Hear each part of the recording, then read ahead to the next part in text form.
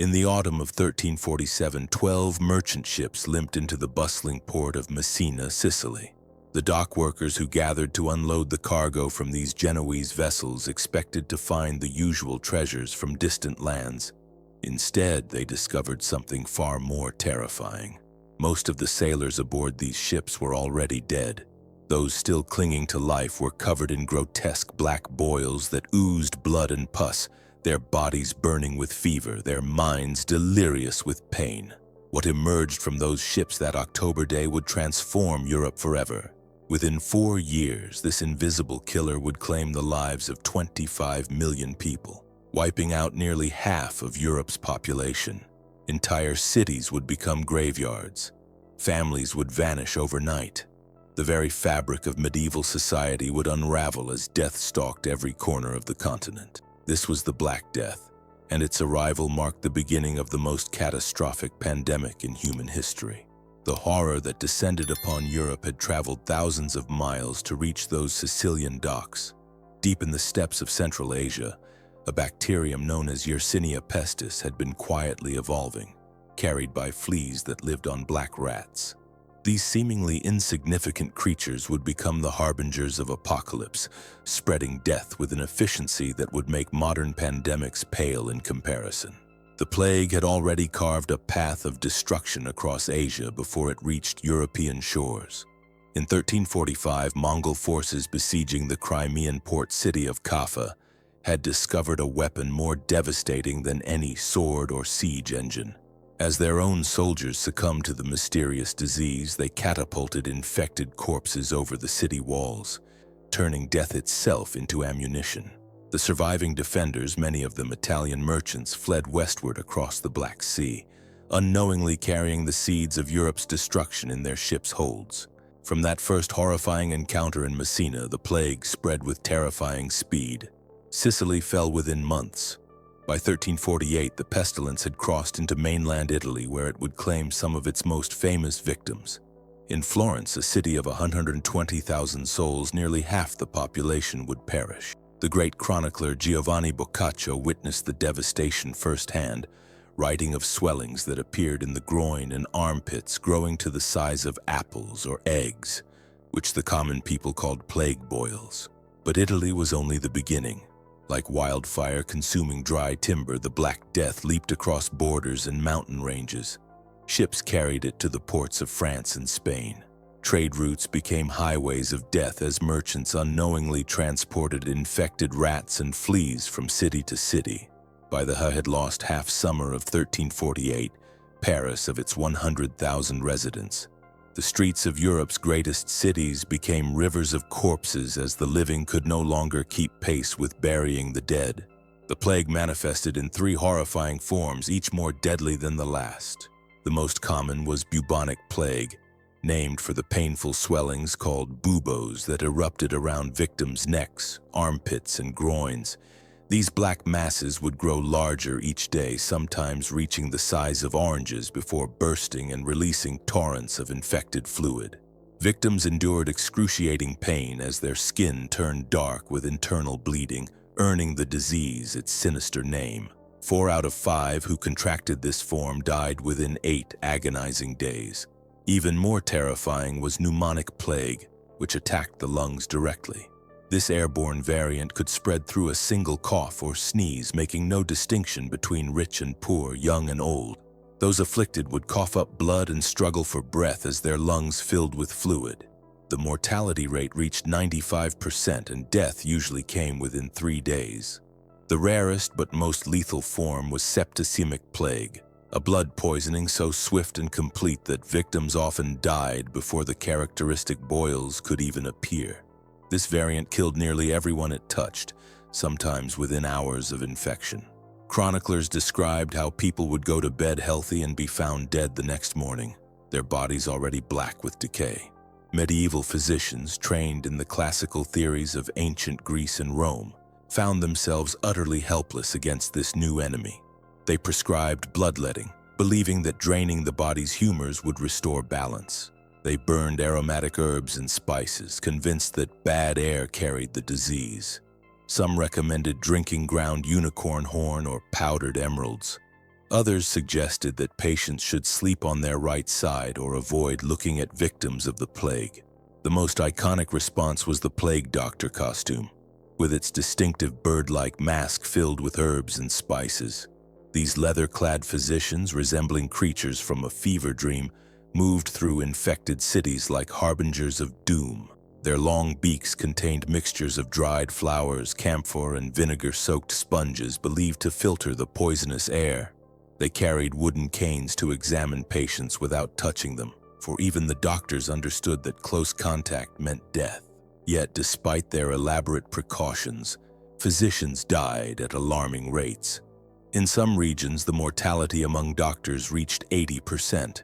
Those who survived often abandoned their calling entirely, fleeing to remote countryside locations where they hoped the plague could not follow. Medical schools closed their doors. Centuries of accumulated knowledge crumbled as masters died before they could train new students. The social fabric of medieval Europe began to tear as the plague consumed entire communities. In monasteries and convents where monks and nuns lived in close quarters, the death toll was catastrophic. Some religious houses lost every single member, their walls echoing with silence where prayers once rang out. The church, which had provided stability and comfort for centuries, found its authority questioned as people wondered why God would allow such suffering. Trade networks that had connected Europe's cities ground to a halt. Ships sat rotting in harbors because their crews were dead. Caravans of merchants never reached their destinations. Markets that had bustled with activity became ghost towns where grass grew between the cobblestones. The economic foundation of medieval society cracked under the weight of massive population loss. Agricultural production collapsed as peasants fled their fields or died at their plows. Crops rotted unharvested while the living struggled to find enough healthy workers to bring in even a fraction of the normal yield. Livestock wandered untended through empty villages, adding to the sense of a world turned upside down. As word of the approaching pestilence spread ahead of the disease itself, panic gripped communities across Europe. Some people abandoned their homes and fled to remote forests or mountain caves, hoping isolation would save them. Others turned to extreme religious practices, forming processions of flagellants, who whipped themselves bloody while marching from town to town, believing their suffering might appease God's wrath. But perhaps most tragically, fear and desperation drove many to seek scapegoats for their suffering. In a pattern that would repeat throughout history, minority communities became targets for the rage and terror of the majority population. Jewish communities across Europe became the primary targets of this misplaced fury. Rumors spread like wildfire through panic-stricken towns that Jews had poisoned wells and rivers, deliberately spreading the plague to destroy Christian civilization. These accusations were not only false but utterly illogical, as Jewish communities suffered identical mortality rates from the disease. Yet logic held no power against the primal need to blame someone for the unimaginable suffering. The persecution began in the spring of 1348 in the French city of Toulon, where 40 Jews were murdered in their homes as their quarter was ransacked.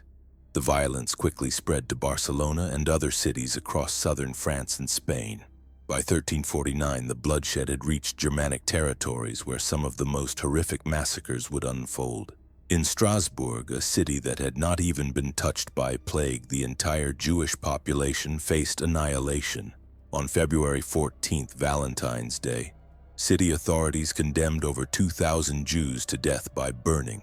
Men, women, and children were herded into a wooden structure in the Jewish cemetery and set ablaze while crowds gathered to watch. As the flames consumed their victims, Christian residents sifted through the smoldering ashes to collect gold, silver, and other valuables that had not been destroyed by the fire. The pattern repeated across dozens of cities. In Basel, the entire Jewish community was burned alive in January 1349. Frankfurt, which had housed over 19,000 Jews in 1350, contained fewer than 10 by 1400. In Mainz, Jews attempted to defend themselves, killing over 200 Christians before being overwhelmed. The Christian retaliation was swift and merciless. 6,000 Jews perished in a single day. In Worms, Facing certain death, the entire Jewish community chose suicide rather than suffer at the hands of the mob. Some communities tried to resist the madness. In Cologne, city leaders initially attempted to protect their Jewish residents, but popular pressure proved too strong. The Jews were forced to flee, abandoning homes their families had occupied for generations. In Erfurt, 3,000 Jews lived before the plague arrived. When the violence ended, none remained alive. By 1351, over 350 separate incidents of anti-Jewish violence had occurred across Europe. 60 major Jewish communities and 150 smaller settlements had been completely destroyed. The Jewish populations of France, Germany, and England virtually disappeared, not to recover for centuries. It was genocide driven not by disease but by fear and hatred. Yet even as communities tore themselves apart, the plague continued its inexorable march northward and eastward. England received its first taste of the pestilence in August 1348, when a ship from Calais docked at the small port of Melcombe Regis in Dorset. The disease spread rapidly through southwestern England, reaching Bristol almost immediately. By February 1349, London was in the grip of full epidemic. The English capital became a charnel house. Contemporary accounts describe streets lined with corpses pile-high that seedy sorts could barely navigate between them. The Thames carried bodies downstream like drifting logs. Church graveyards overflowed, forcing authorities to dig enormous pits outside the city walls.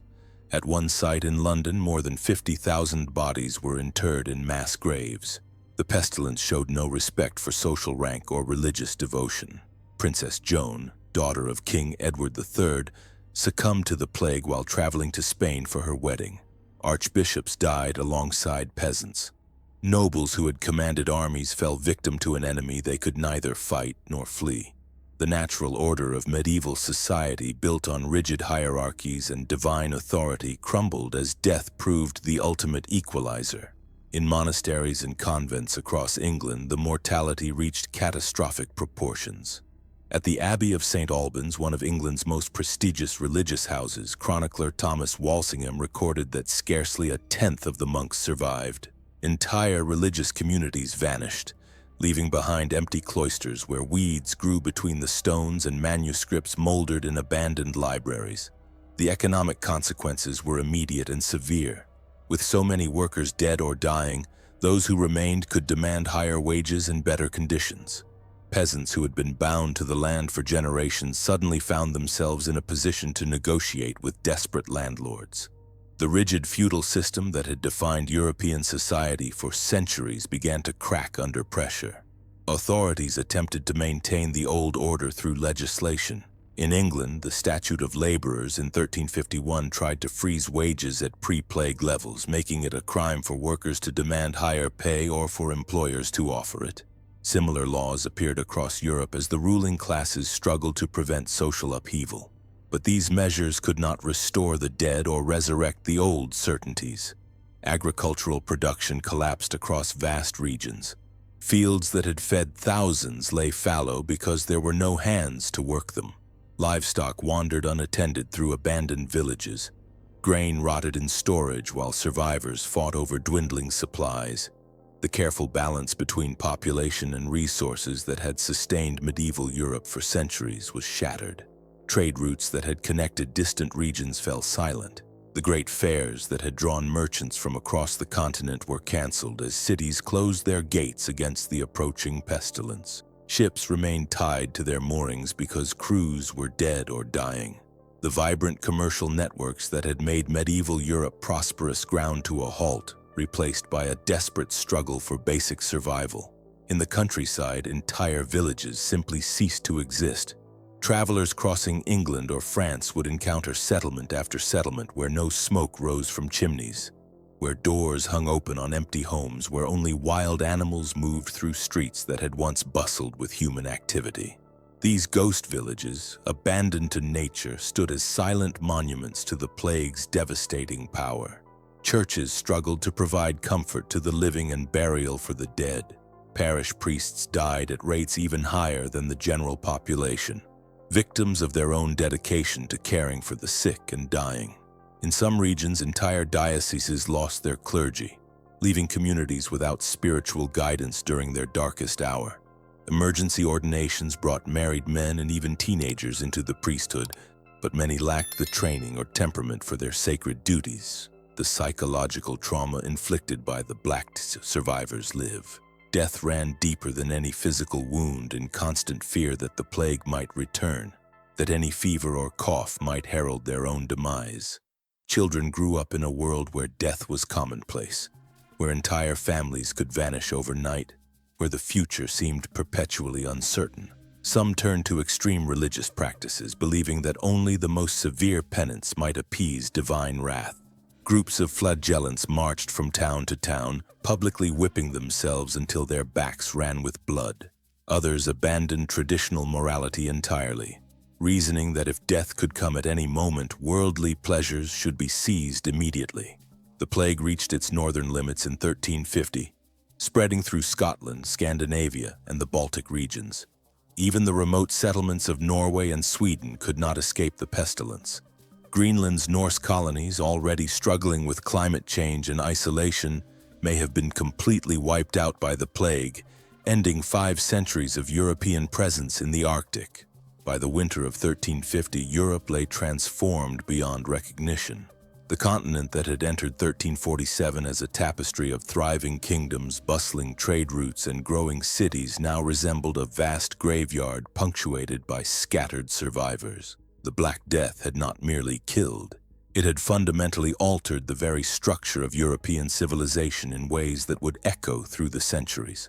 In England, the surviving population faced a reality that defied comprehension. Villages that had supported hundreds of families for generations stood empty, their fields reverting to wilderness.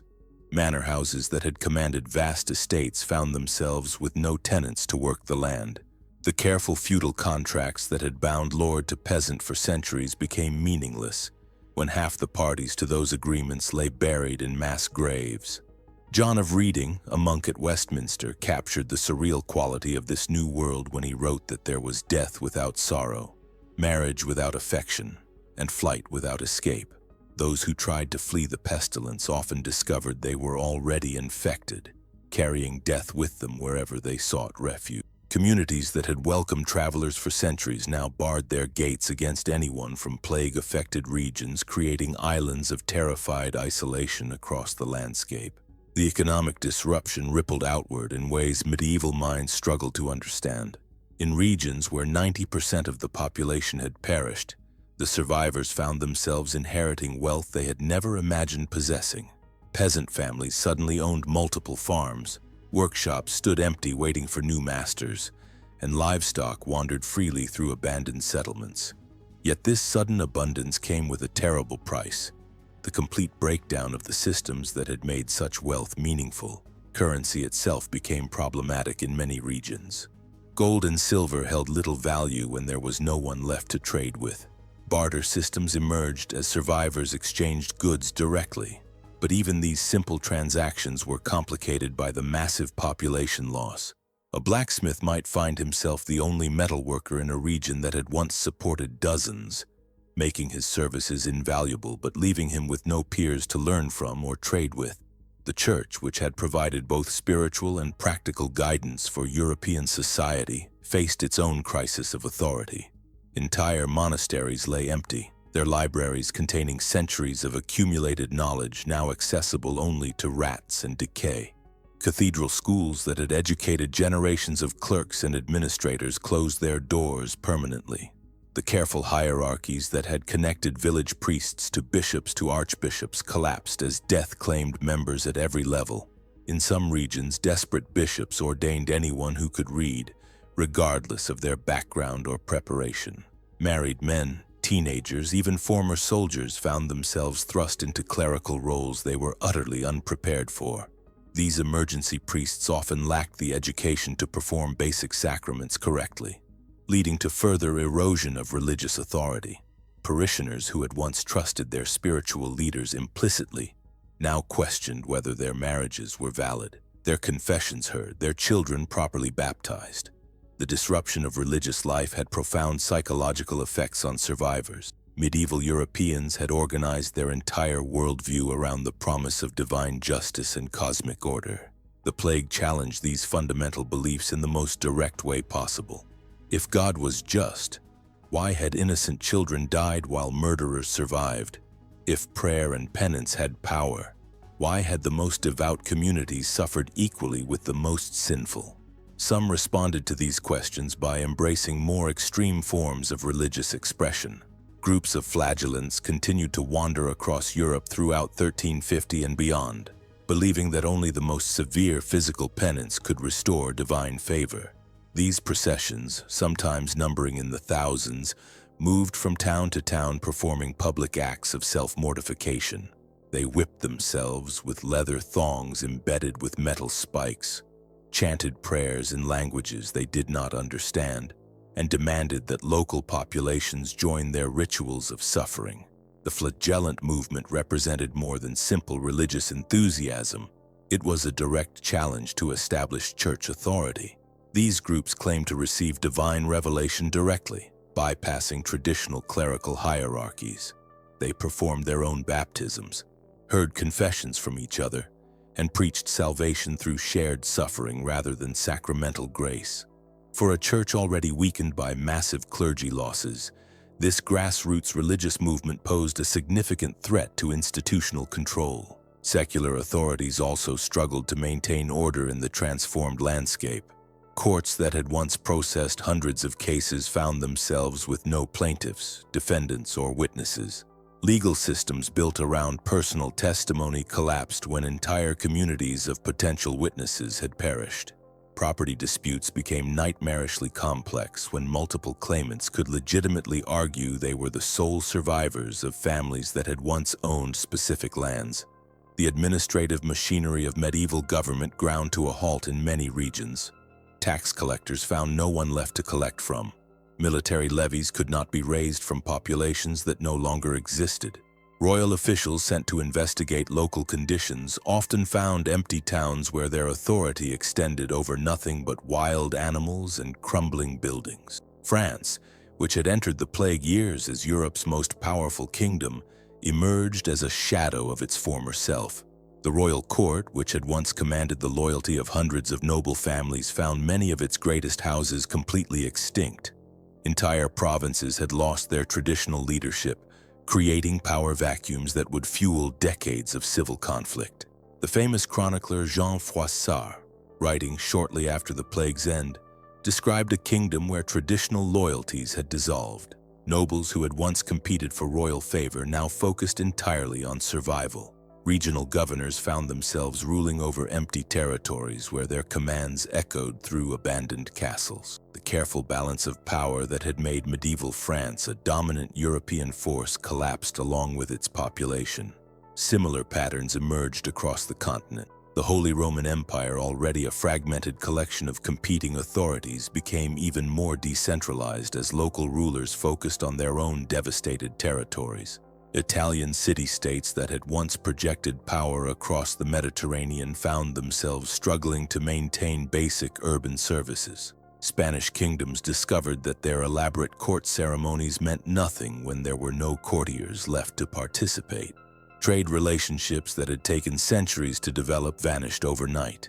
The great merchant families of Venice, Genoa, and Florence found their carefully constructed networks of agents and correspondents decimated. Ships that had once carried luxury goods between distant ports now sailed half empty if they sailed at all.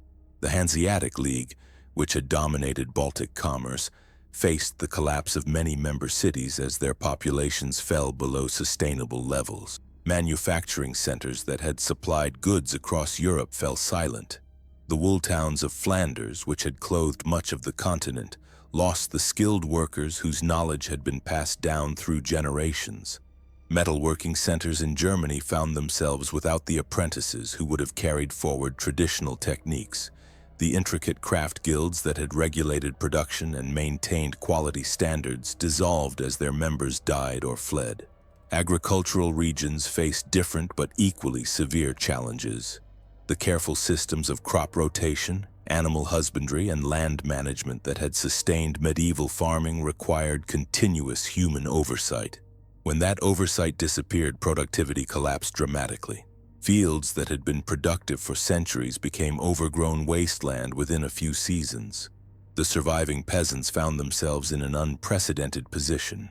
Labor shortages meant they could demand wages that would have been unthinkable before the plague. Traditional bonds of serfdom became unenforceable when lords had no practical power to compel service. Peasants could simply walk away from obligations that had bound their families for generations, seeking better opportunities elsewhere. This newfound mobility terrified the surviving nobility. Laws like England's Statute of Labourers attempted to freeze pre-plague social relationships in place, but enforcement proved nearly impossible. A lord might technically own vast estates, but without workers to cultivate them, such ownership became meaningless. The fundamental basis of medieval economic power, control over agricultural labor, had been shattered by demographic collapse. In many regions, survivors developed new forms of social organization that bypassed traditional authorities entirely.